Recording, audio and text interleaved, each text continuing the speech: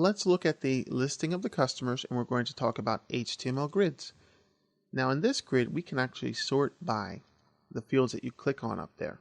You can also look at previous and next results if there are a lot of results in there.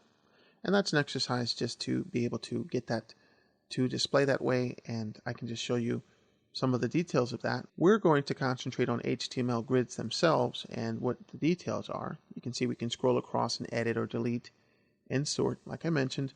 And we have another way of viewing this, a little bit more formatted. You can use this as you need to and spice it up in different ways using CSS or as you wish. If you click in the arrays section with multi-dimensional arrays, you can see a very clean looking chart here. And you can try to mimic this in how you are actually going to put this together. I explain that in that particular video in the arrays section. You can take this and use this in a shell or as a shell for some of your own examples. But even in PHP-MyAdmin, you can see that there's a little bit of a extension going on here. It's not as formatted as it could be, but it is formatted nicely with rollovers and things like that. And you can view that code as well because it is source code that you can take a peek at. But you get the idea. Over here, we're looking at that list file. And what you can do is you can have a start limit, number of rows, and then we can sort by and have a sort order. These are different fields that are going to be added to the links here. When you click on things here, you can see that echoed out here. And that's going to be on the fields we're calling our page here, the page self, PHP self here. That's going to cause this to actually output the actual page name here, and then we can add the question mark and a parameter list. Now this is going to have the different sort by here. You're going to sort by, and then you're going to specify a sort order. You can also limit this to a certain amount here that you can change.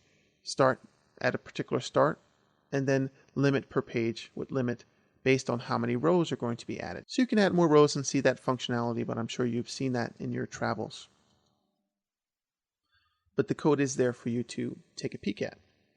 We're looking at the grid functionality to change the colors here. We use the mod again, just like the arrays, where we're going to take the number here and see if it's an even or odd number based on modulus. If there's a remainder, if it equals 0, meaning that there's no remainder here, then we're going to make it white. Otherwise, if it's an odd number, it has a remainder, we're going to turn it into a gray color. And then this is where we take those variables from the database. They're passed as a result, the fields, into our local variables here in this page as we've used before. And this is all within the while. And then we just echo those out. We don't have to do that step, but we do.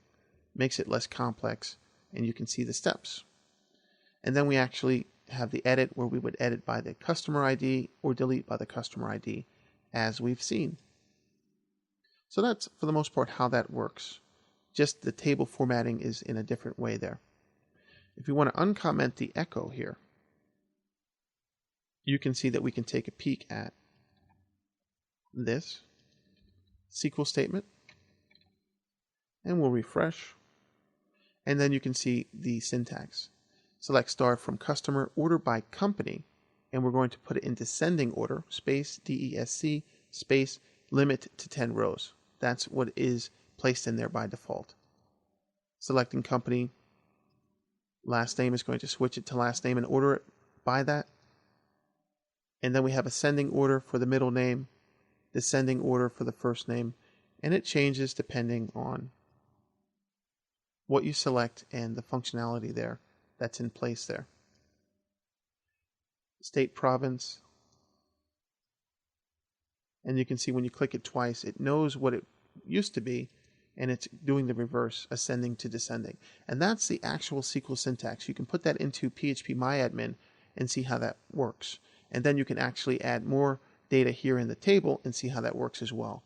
This grid here is just added. You can comment that out, and it's just doing things a different way, very similar, and you can see it's formatted differently, that's all. And the fields here are placed in a different way as opposed to across here like that.